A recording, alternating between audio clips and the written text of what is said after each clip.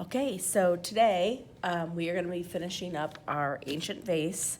If you still see like areas that need to be painted with the black or white if you chose, please do that. So you want to finish up all those little details first on your pot. And then this background area, we're going to paint blue. But before we paint that, I'm going to have you fill out the assessment so you could tape it on the back, okay?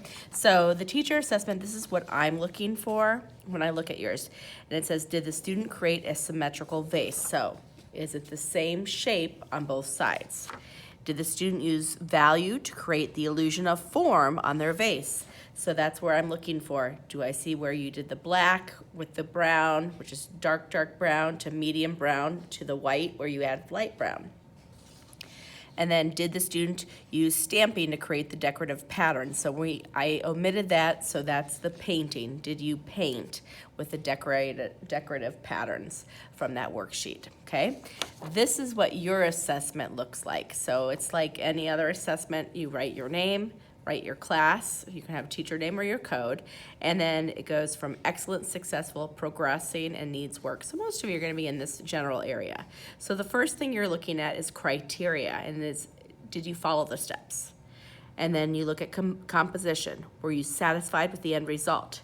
And craftsmanship, did you use the supplies correctly? And effort, did you do your best? And you can put a little check, a smiley face, star, whatever you want, and then this is gonna go right on the back side. So you just need 2 little pieces of tape, okay? So once that's taped down, then you're going to paint. So I have this blue, which is very Greek, just a regular blue. You can get a couple different brushes. I like a large brush, obviously, for the large areas, a smaller brush for the smaller areas. And you won't need any water. You'll just dip your brush in the paint. And with this, you really want to take your time, especially around the outside edge. And if you need to turn your paper so that it fits a little bit nicer, that's fine. So I can paint right in there.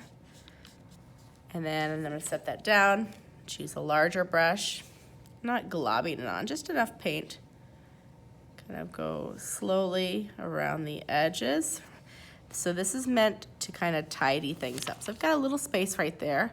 My large brush is a little too large, so I may have to use my smaller brush.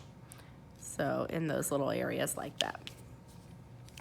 And then you'll paint. And the reason why you want to do this is just to kind of hide any kind of imperfections, any kind of smudges, and just to give it a nice finished look instead of leaving it on regular white paper. And then don't forget to put this mat on this, underneath this, because it'll save you a ton of time when it comes to cleanup. So, like with the gold, this is washable paint. So, it's gonna be a little bit thinner. So after I paint it on, I usually kind of go over it and kind of smooth out like any imperfections or edges just to give it a nicer look. And I'm not really putting actually any more paint on it. I'm just smoothing out what's already there. So you can see how it looks nice. It's gonna make that nice contrast between the dark versus light. So you'll finish up painting the inside of the vase if you still need to do that first.